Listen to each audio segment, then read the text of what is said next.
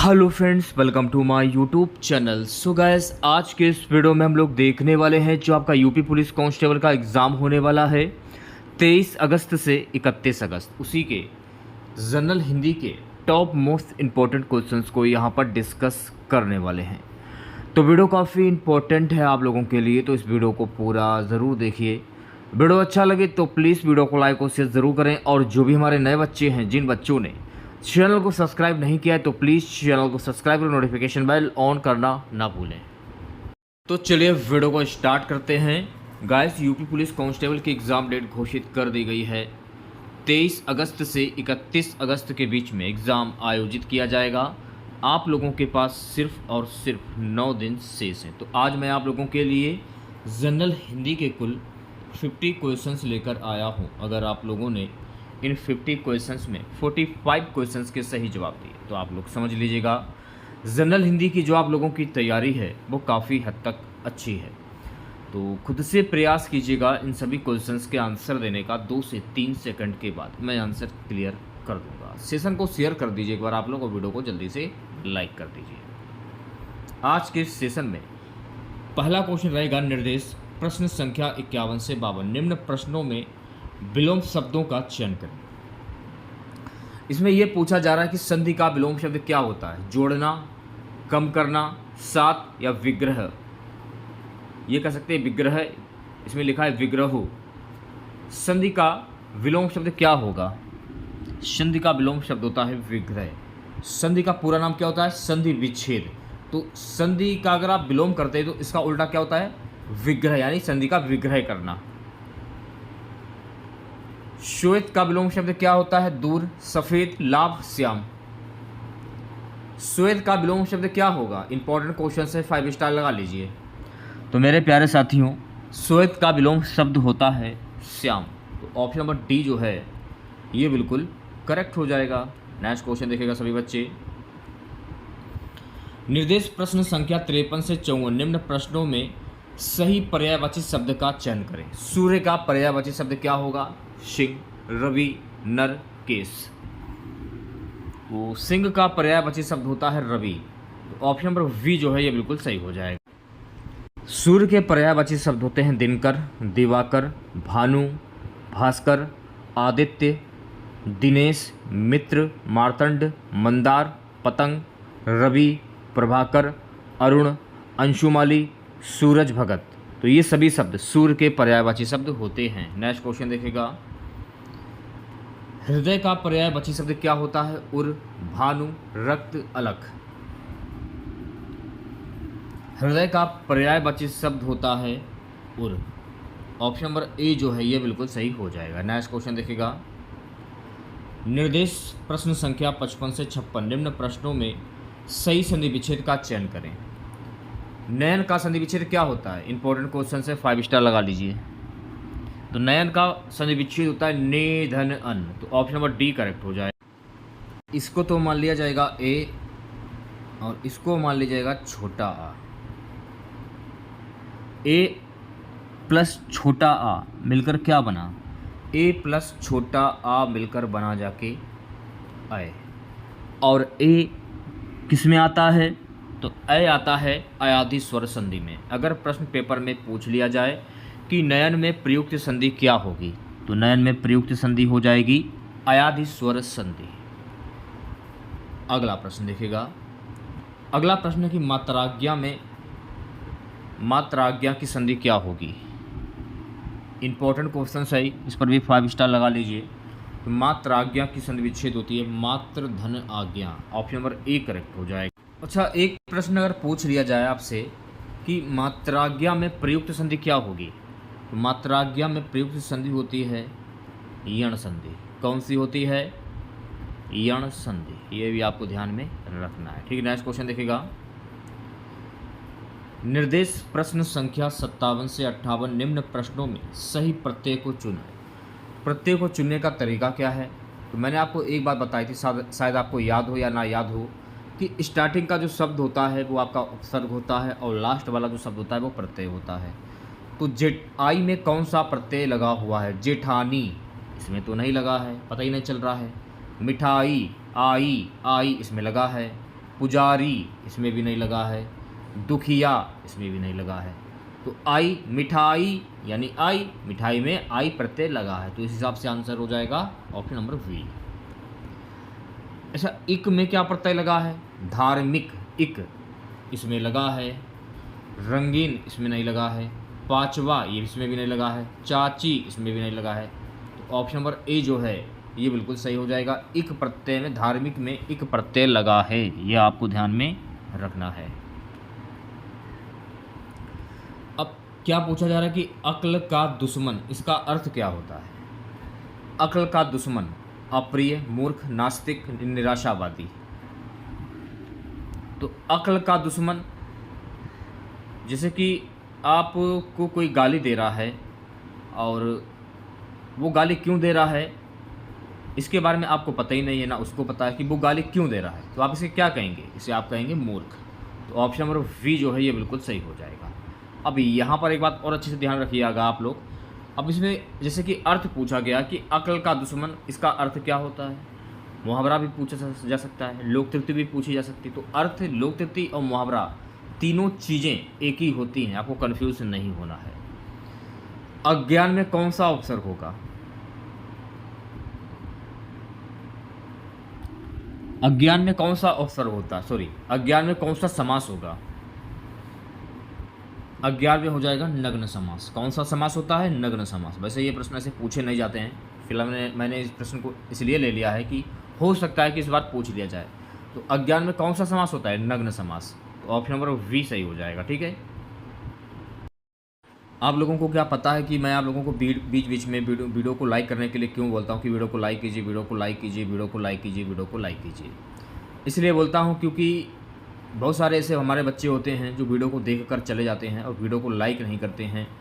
देखिए, अगर आप जब तक वीडियो को लाइक नहीं करेंगे तब तक हमारा जो वीडियो जो होता है उस पर कुछ खास व्यूज़ देखने को नहीं मिलते हैं। और अभी भी कल मैंने वीडियो अपलोड किया था, उस पर मुश्किल से 2500 व्यूज़ आए हैं, मुश्किल से 2500 व्यू।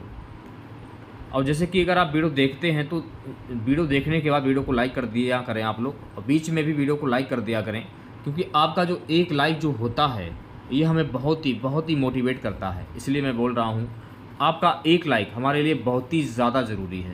तो मेरे प्यारे बच्चों, वीडियो को लाइक कर दिया करें आप लोग। बहुत गंदी बात है आप लोग वीडियो को लाइक नहीं करते हो। निर्देश प्रश्न संख्या 61 से 62 निम्नलिखित वाक्यों के लिए दिए गए विकल्पों में से उचित पद छांटिए। वह बालक जिसे गोद लिया गया हो उसको क्या कहते हैं? दत्तक, अंकित, औरस, रेतुआ। वह बालक जिसे गोद लिया गया हो उसको क्या कहते हैं? तो वह बालक जिसे गोद लिया गया हो उसको हम कहते हैं दत्तक। क्या कहते हैं? दत्तक। तो ऑप्शन नंबर ए सही हो जाएगा। अगला प्रश्न हमारा है, जिसको प्रसन्न करना कठिन हो उसको क्या कहते हैं? आशुतोष, दम्भी, दुराधाद्य, क्रोधी। जिसको प्रसन्न करना कठिन हो उसको क्या कहते हैं? उसको हम कहते हैं दुराधार्थ। ऑप्शन नंबर सी सही हो जाएगा। उज्ज्वल में कौन सा उपसर्ग है? अब देखिए, जब आप उज्ज्वल की संधि करते हैं तो इसकी संधि क्या होती है? उत धन ज्वल। तो मैंने आपको क्या बताया था कि स्टार्टिंग का जो शब्द होता है वो आपका उपसर्ग होता है और लास्ट वाला शब्द प्रत्यय होता है। तो उत कहाँ पर है? उत ये रहा। तो उज्ज्वल में उत उपसर्ग हो जाएगा, तो वी ऑप्शन करेक्ट हो जाएगा। अगला प्रश्न देखेगा सभी बच्चे, पुराण शब्द में एक प्रत्यय लगाने पर कौन सा शब्द बनता है? पौराणिक, पौराणिक, पुराणिक या पुराणिक। पौराणिक। तो पुराण शब्द में एक प्रत्यय लगाने पर पौराणिक शब्द बनता है। तो ऑप्शन नंबर वी सही हो जाएगा। ठीक है, नेक्स्ट क्वेश्चन देखेगा। अगला प्रश्न है गाइस कि दिग्दर्शक में कौन सी संधि है? अयादि संधि, व्यंजन संधि, विसर्ग संधि या वृद्धि संधि? दिक् धन दर्शक, दिक् धन दर्शक, इसकी संधि क्या होती है? दिक् धन दर्शक, इसकी संधि ये होती है। और पूछा क्या जा रहा है कि इसमें प्रयुक्त संधि कौन सी होगी? तो इसमें प्रयुक्त संधि हो जाएगी व्यंजन संधि। तो इस हिसाब से आंसर हो जाएगा ऑप्शन नंबर वी। अगला प्रश्न क्या है, यद्यपि में कौन सी संधि है? सबसे पहले आप लोग यद्यपि की संधि कर लीजिए। इसकी संधि होती है यदि धन अपि। तो इसको तो मान लिया जाएगा छोटी ई और इसको मान लिया जाएगा छोटा आ। तो छोटी ई प्लस छोटा आ मिलकर क्या बना? छोटी ई प्लस छोटा आ मिलकर बना जाकर या। तो मैंने आपको क्या बताया, जहाँ पर या आता है, कल ही मैंने आप लोगों को बताया था, नियम के अनुसार जहाँ पर या आता है तो वहाँ पर होता है यण संधि। तो ऑप्शन नंबर सी जो है ये बिल्कुल सही हो जाएगा। 67 क्वेश्चन देखेगा, निम्नलिखित में से कौन सा शब्द तत्सम है? अग्नि, आग, अग्नि या अग्नि। निम्नलिखित में से कौन सा शब्द तत्सम है? तो यहाँ पर आपको तत्सम शब्द की पहचान करनी है। जो शब्द संस्कृत भाषा से लिए गए हों वो तत्सम शब्द कहलाते हैं। तो इसमें संस्कृत भाषा का शब्द कौन सा है? अग्नि का संस्कृत भाषा का शब्द अग्नि। ऑप्शन नंबर ए जो है ये बिल्कुल सही हो जाएगा। चलिए बढ़ते हैं नेक्स्ट क्वेश्चन की ओर। निर्देश प्रश्न संख्या 68 से 69 सही वर्तनी का चयन कीजिए। ज्योत्सना की शुद्ध वर्तनी क्या होती है? ज्योत्सना कैसे लिखा जाता है ये आपको बताना है। इंपॉर्टेंट क्वेश्चन, 5 स्टार लगा लीजिए सभी बच्चे। ज्योत्सना, तो ज्योत्सना कैसे लिखा जाता है? तो देखिए ज्योत्सना लिखने का जो तरीका है ना वो ये रहा। ज्योत्सना ऐसे लिखा जाता है, ठीक है। अच्छा, उज्ज्वल कैसे लिखा जाता है? तो उज्ज्वल को लिखने का तरीका मैंने आप लोगों को बताया था। छोटा ऊ, आधा जा, वा और ला, यानी 2 बार आधा जा। तो उज्ज्वल ऐसे लिखा जाता है, ठीक है। तो ऑप्शन नंबर डी जो है ये बिल्कुल सही हो जाएगा। अगला प्रश्न देखेगा सभी बच्चे, प्रश्न को ध्यानपूर्वक पढ़िए। राम घर गया उसने माँ को देखा का संयुक्त वाक्य क्या होगा? राम घर गया उसने माँ को देखा, इसका संयुक्त वाक्य क्या होगा? तो राम घर गया और उसने माँ को देखा, ये इसका संयुक्त वाक्य हो जाएगा। तो ऑप्शन नंबर वी जो है ये बिल्कुल सही हो जाएगा। नेक्स्ट क्वेश्चन क्या है, राम रमापति का धनु लेहु। राम रमापति का धनु लेहु इनमें से कौन सा अलंकार है? वक्रोक्ति, अनुप्रास, यमक या श्लेष। तो इसमें हो जाएगा अनुप्रास अलंकार। तो ऑप्शन नंबर वी जो है ये बिल्कुल सही हो जाए। देखिए अनुप्रास जब भी प्रश्न पूछा जाए, जब किसी काव्य को सुंदर बनाने के लिए किसी वर्ण की बार बार आवृत्ति होती है तो वहाँ अनुप्रास अलंकार होता है। तो बार बार की आवृत्ति, जैसे कि रा है यानी बार बार की आवृत्ति। राम रमापति का धनु लेहु, इसमें हो जाएगा अनुप्रास अलंकार। तो वी ऑप्शन जो है ये बिल्कुल सही हो जाएगा। प्रश्न संख्या, निर्देश प्रश्न संख्या 72 से 73 सही विलोम शब्द का चयन करना है आप लोगों को। अनादर का विलोम शब्द क्या होता है? मान, सम्मान, आदर, सत्कार। तो अनादर का उल्टा विलोम शब्द क्या होता है? मैंने आपको क्या बताया था, जैसे कि आदर का विलोम शब्द अनादर होता है, तो अनादर का विलोम शब्द क्या हो जाएगा? आदर हो जाएगा। तो सी ऑप्शन जो है ये बिल्कुल सही हो जाएगा। अविज्ञ का विलोम शब्द क्या होगा? तो अविज्ञ का विलोम शब्द क्या होगा? जल्दी से आंसर दीजिए सभी बच्चे। अविज्ञ का विलोम शब्द होता है मेरे प्यारे साथियों अनभिज्ञ। ऑप्शन नंबर वी जो है ये बिल्कुल करेक्ट हो जाएगा, ठीक है। नेक्स्ट क्वेश्चन देखेगा सभी बच्चे। निर्देश प्रश्न संख्या 74 से 75 निम्नलिखित प्रश्नों में समास के प्रकार का चयन कीजिए। गुरु दक्षिणा में कौन सा समास होगा? कर्मधारय समास, द्वंद्व समास, तत्पुरुष समास या अव्ययभाव समास।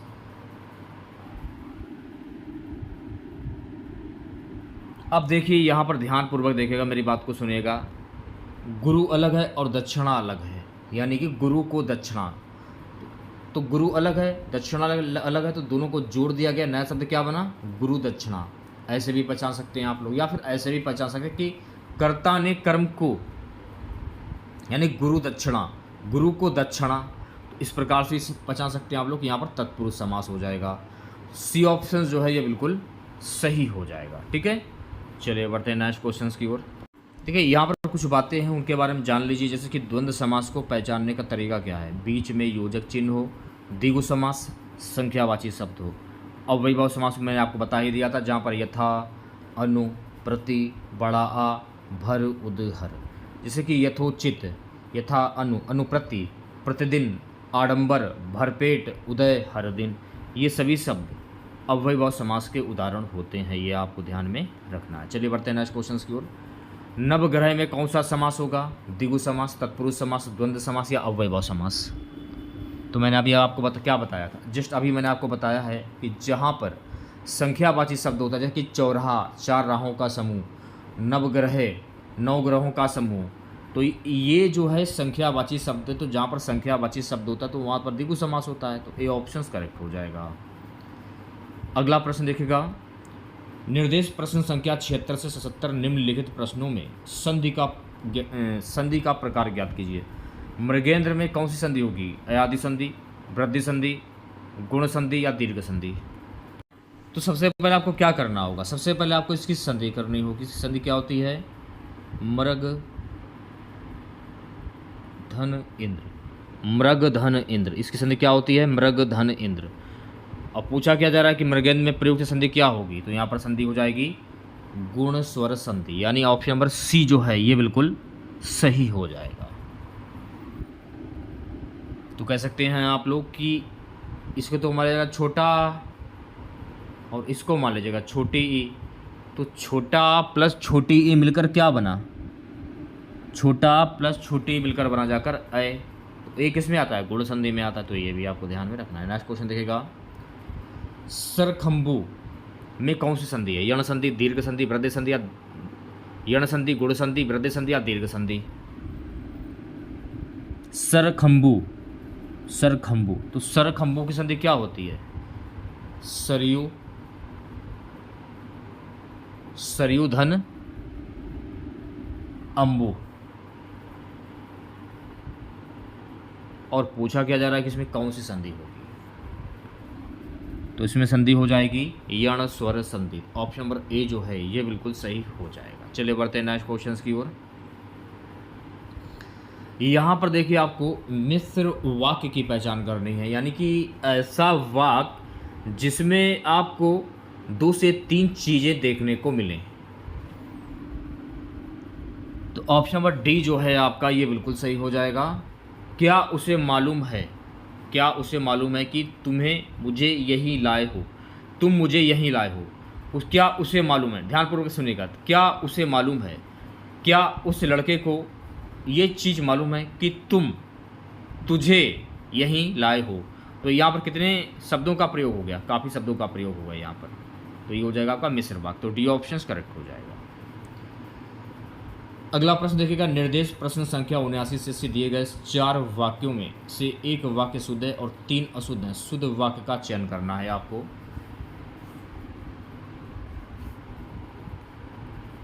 चूज कीजिए आंसर आप लोग।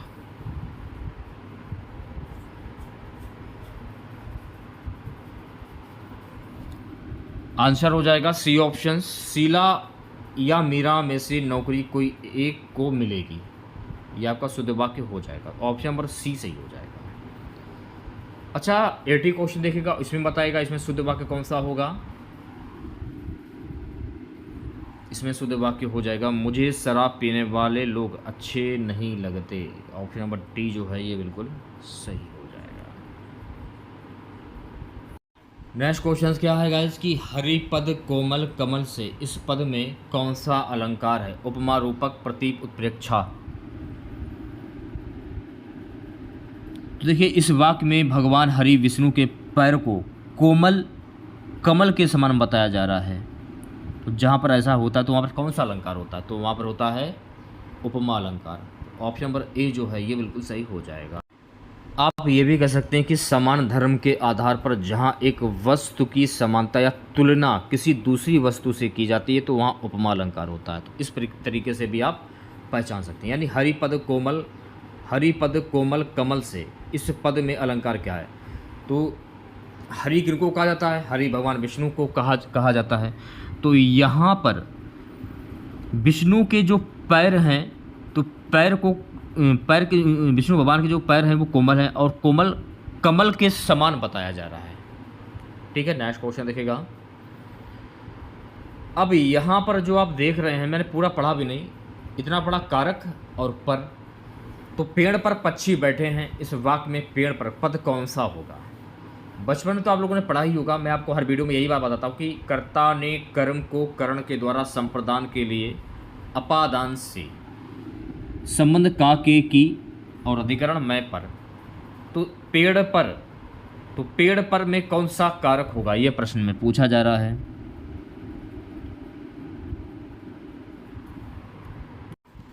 देखिए, जब तक आप इसे याद नहीं करेंगे तो आप ऐसे क्वेश्चन नहीं कर पाएंगे। कर्ता ने, कर्म को, करण से, संप्रदान को, के लिए, अपादान से, संबंध का के की, अधिकरण में पर। तो अधिकरण में पर आता है, तो मैंने पर पढ़ा और कारक पढ़ा और मेरे दिमाग में आ गया कि यहाँ पर अधिक कारक कारण होगा, तो इस हिसाब से आंसर हो जाएगा ऑप्शन नंबर डी। ठीक है। और कारक के कितने भेद होते हैं, तो कारक के कुल 8 भेद होते हैं, तो ये भी आपको ध्यान में रखना है। रामचरितमानस की रचना किसने की? रामचरितमानस की रचना की गई है कौन सी भाषा में? अवधी में, ब्रजभाषा में, भोजपुरी में या मैथिली में? तो रामचरितमानस की जो रचना है ना, ये महाकवि तुलसीदास ने की थी। किसने की थी? महाकवि तुलसीदास ने की थी। और ये जो रामचरितमानस है ये कौन सी भाषा में लिखी गई? तो ये अवधी भाषा में लिखी गई है, तो ये भी आपको ध्यान में। नेक्स्ट क्वेश्चन क्या है? निम्नलिखित में से तत्सम शब्द कौन सा है?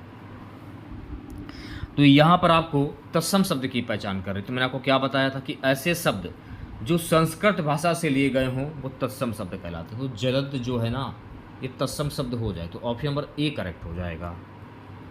अगला प्रश्न क्या है? निम्नलिखित शब्दों में से कौन सा शब्द तत्सम नहीं है? आकाश, मेघ, पवन, सियार। तो सियार जो है ना, सियार ये तत्सम शब्द नहीं है, तो डी ऑप्शन सही हो जाएगा। चलिए बढ़ते हैं नेक्स्ट क्वेश्चन की ओर। निर्देश प्रश्न संख्या 86 से 87 नीचे 4 शब्दों के समूह दिए गए हैं। प्रत्येक के 3 पर्यायवाची शब्द हैं और एक भिन्नार्थी शब्द, भिन्न अर्थ वाला शब्द का चयन करना है। उत्सव, उत्साह, समारोह, पर्व। उत्सव, उत्साह, समारोह, पर्व। तो इसमें जो आप देख पा रहे हैं उत्साह, ये शब्द आपका भिन्न अर्थ वाला शब्द हो जाएगा। बाकी के शब्द तो सेम ही हैं। दिवस, वासर, दिन, प्रसून। भिन्न अर्थ वाले शब्द की पहचान करनी है आप लोगों को। तो प्रसून जो है ना, ये भिन्न अर्थ वाला शब्द हो जाएगा, तो ऑप्शन नंबर डी जो है ये बिल्कुल करेक्ट हो जाएगा। ठीक है। नेक्स्ट क्वेश्चन देखिएगा। निर्देश प्रश्न संख्या 88 से 89 नीचे दिए गए शब्दों में प्रयुक्त समास का नाम बताएं। जैसे कि पीताम्बर में कौन सा समास होगा? ये तो मैं आपको काफ़ी बार बता चुका हूँ। पहचानने का सबसे अच्छा तरीका यही होता है कि पीला अंबर है जिनका, यानी भगवान विष्णु। नीलकंठ, नीला कंठ है जिनका, भगवान शिव। गणेश ऐसे हो गए। लंबा उदर है जिनका, भगवान गणेश ऐसे की हो गए। दशानन है जिनके, रावण हो गया। इंद्रजीत, इंद्र को जीतने वाला, मेघनाथ हो गया। इसमें भी आपका बहुप्रिय समास। जब किसी वाक्य में किसी प्रसिद्ध व्यक्ति या भगवान के नाम आ जाते हैं तो वहाँ पर कौन सा समास होता है? बहुप्रिय समास होता है। तो ये आपको ध्यान में रखना, इतनी छोटी सी बात। चरण कमल में कौन सा समास होगा? चरण कमल, तो चरण कमल में हो जाएगा कर्मधार समास। तो वी ऑप्शंस जो है ये बिल्कुल सही हो। चरण कमल का समास विग्रह क्या होता है? कमल के समान चरण, या आप ये भी कह सकते हैं कमल रूपी चरण, ये भी आप कह सकते हैं। तो वहाँ पर कौन सा समास हो जाएगा? कर्मधार समास। चलिए बढ़ते हैं नेक्स्ट क्वेश्चन की ओर। प्रश्न संख्या 90 से 91 दिए गए शब्दों में प्रयुक्त संधि के नाम का चयन कीजिए। सन्मार्ग, तो सन्मार्ग की संधि क्या होती है? सत धन मार्ग, सत धन मार्ग। और पूछा क्या जा रहा है इसमें कौन सी संधि हो जाएगी? तो इसमें हो जाएगी व्यंजन संधि। क्यों हो जाएगी? तोड़ने के बाद ये हलंत देख रहे हैं आप, इस हलंत से आप पता कर सकते हैं किसमें व्यंजन संधि हो जाएगी। ठीक है। ज्ञानोदय, ज्ञानोदय में प्रयुक्त संधि क्या होगी भैया मेरे? स्वर संधि, व्यंजन संधि, विसर्ग संधि, या इनमें से कोई नहीं। सबसे पहले आप इसे तोड़ लीजिए। तो ज्ञानोदय संधि क्या होता है? ज्ञान धन उदय, इसको मत मान लिया छोटा, इसको मान लिया छोटा ऊ, तो छोटा प्लस छोटा ऊ मिलकर क्या बना? ओ बन गया। तो इसमें कौन संधि हो जाएगी? तो इसमें हो जाएगी गुण स्वर संधि। लेकिन गुण संधि जो है इस ऑप्शन में है ही नहीं, तो स्वर संधि पर आप टिक कर सकते हैं। ठीक है। नेक्स्ट क्वेश्चन देखिएगा। निर्देश प्रश्न संख्या 92 से 93 निम्नलिखित वाक्यांशों के लिए एक शब्द का चयन कीजिए। क्या है? जो व्यर्थ की बातें करता उसको क्या कहते हैं? बहुभाषी, कुवक्ता, वाचाल, वाक्पटु। जो व्यर्थ की बातें करता उसको क्या कहते हैं? तो जो व्यर्थ की बातें करता है उसको कहते हैं वाचाल। ऑप्शन नंबर सी करेक्ट हो जाएगा। जो देखने में प्रिय लगता उसको क्या कहते हैं? समदर्शी, प्रियदर्शी, प्रिय पात्र, दर्शन प्रिय। जो देखने में प्रिय लगता हो उसको क्या कहते हैं? तो मेरे प्यारे साथियों, जो दिखने में प्रिय लगता है उसको कहते हैं प्रियदर्शी। तो ऑप्शन नंबर वी जो है ये बिल्कुल सही हो जाएगा। निर्देश प्रश्न संख्या 94 से 95 रिक्त स्थान की पूर्ति उचित विकल्प से कीजिए। क्या है प्रश्न कि तन को कपड़ा ना खालिस्तान को रोटी खाने पेट भूख या मन। तन को कपड़ा ना खाने को रोटी, तो ही ये वाक्य पूरा होगा। तो यहाँ पर क्या आ जाएगा, खाने को रोटी। चमड़ी जाए पर क्या ना जाए, काफ़ी बार आप लोगों ने पढ़ा होगा कि चमड़ी जाए पर दमड़ी ना जाए। ऐसे क्वेश्चन तो आप चुटकियों में कर सकते हैं। बिल्ली छत से कूद पड़ी। अब यहाँ पर जो से है ना, से यही मेन है इसमें। तो इसमें कौन सा कारक होगा, तो मैंने आपको क्या बताया था, कर्ता ने कर्म को करण के द्वारा संप्रदान के लिए अपादान से, अपादान से, तो से किस में आ रहा है, अपादान में से आ रहा है। तो यहाँ पर कौन सा कारक हो जाएगा, अपादान कारक हो जाएगा। तो सही आंसर हो जाएगा ऑप्शन नंबर डी। निम्नलिखित में पुल्लिंग शब्द कौन सा है, तो यहाँ पर आपको पुल्लिंग शब्द की पहचान करनी है। नदी, पानी, इलायची, व्यास। तो पानी शब्द जो है ना ये आपका पुल्लिंग शब्द हो जाएगा। तो बी ऑप्शन करेक्ट हो जाएगा। देखिए, जब भी पुल्लिंग शब्द से प्रश्न पूछे जाएं, जिन शब्दों से पुरुष जाति का बोध होता है उन्हें पुल्लिंग शब्द कहते हैं। जैसे पिता, भाई, लड़का, पेड़, सिंह, शिव, हनुमान, बैल आदि। अगला प्रश्न क्या है, व्युत्पत्ति के आधार पर संज्ञा के कितने भेद होते हैं, 3, 4, 5 या 6। व्युत्पत्ति के आधार पर संज्ञा के कुल कितने भेद होते हैं, 3 भेद होते हैं। तो ऑप्शन नंबर ए करेक्ट हो जाएगा। ये तो मैंने आपको बता दिया कि व्युत्पत्ति के आधार पर संज्ञा के कुल 3 भेद होते हैं। अच्छा, संज्ञा कितने प्रकार के होते हैं, संज्ञा 5 प्रकार के होते हैं। कौन कौन से, व्यक्तिवाचक संज्ञा, जातिवाचक संज्ञा, भाववाचक संज्ञा, द्रव्यवाचक संज्ञा और समूहवाचक संज्ञा। तो ये भी आपको ध्यान में रखना। सो गाइस, नेक्स्ट क्वेश्चंस देखेगा, हिंदी के शब्दों का लिंग निर्धारण किसके आधार पर होता है, प्रत्यय, संज्ञा, क्रिया, सर्वनाम। हिंदी के शब्दों का लिंग निर्धारण किसके आधार पर होता है, तो इस किसके आधार पर होता है, संज्ञा के आधार पर। तो बी ऑप्शन सही हो जाएगा। आज की क्लास का लास्ट क्वेश्चन रहेगा, कारक के कितने भेद होते हैं। तो ये मैंने जस्ट अभी आपको बताया था कि कारक के कुल 8 भेद होते हैं। कौन कौन से, ये भी आपको पता होना जरूर। कर्ता हुआ, कर्म हुआ, करण हुआ, संप्रदान हुआ, अपादान हुआ, संबंध हुआ, अधिकरण हुआ और संबोधन हुआ। तो ये 8 भेद होते हैं कारक के, ये आपको ध्यान में रखना है। तो ये थे आपके हिंदी के कुल 50 प्रश्न। तो अगर आप लोगों ने शुरू से लेके लास्ट तक अगर वीडियो अगर आप लोगों ने देखा होगा, तो मैंने आपको एक एक प्रश्न बहुत ही अच्छे और बारीक तरीके से समझाने की कोशिश की है। यानी मैंने आपको अपना 100% देने की पूरी कोशिश की है। अब बात आती है लाइक की। क्या आप वीडियो को लाइक नहीं करोगे जाते समय? तो अगर आप लोगों ने वीडियो को पूरा अगर देखा होगा, आपको वीडियो पसंद भी आया होगा, तो अगर आप लोगों ने अभी तक वीडियो को लाइक नहीं किया है, वीडियो को लाइक करें तुरंत और शेयर भी कर दीजिए वीडियो को ज़्यादा से ज़्यादा, क्योंकि मैं आप लोगों के लिए ऐसे ही अच्छे वीडियो लाता रहता हूँ हिंदी के, खासकर हिंदी के। तो वीडियो को लाइक कर दीजिए ज़्यादा से ज़्यादा, कि जितना लाइक आना चाहिए उस हिसाब से लाइक अभी फ़िलहाल आ नहीं रहा है। आप लोगों का ना सपोर्ट देखने को मिला। सिर्फ 9 दिन बचे हैं एग्ज़ाम में, आज का दिन जोड़कर सिर्फ 9 दिन अच्छे से पढ़ाई कर लीजिए और वर्दी ले लीजिए। उसके बाद हमको पता चलेगा कि आप हिंदी में कितने क्वेश्चंस करके आए हैं। लगभग 37 से 38 प्रश्न हिंदी में पूछे जाते हैं। थोड़ी सी मेहनत कर लीजिए, जो भी समय बचा हुआ है वो समय आप लोगों के लिए एक गोल्डन चांस है, क्योंकि इसके बाद कोई वैकेंसी नहीं आने वाली है। आपके भले के लिए बोल रहा हूँ, तो मेहनत अच्छे से कर लीजिए और वीडियो को लाइक कर दीजिए। चैनल को सब्सक्राइब नहीं किया तो चैनल को जरूर सब्सक्राइब करें और नोटिफिकेशन बेल ऑन करना ना भूलें। मिलते हैं नेक्स्ट वीडियो के साथ। जय हिंद, जय भारत।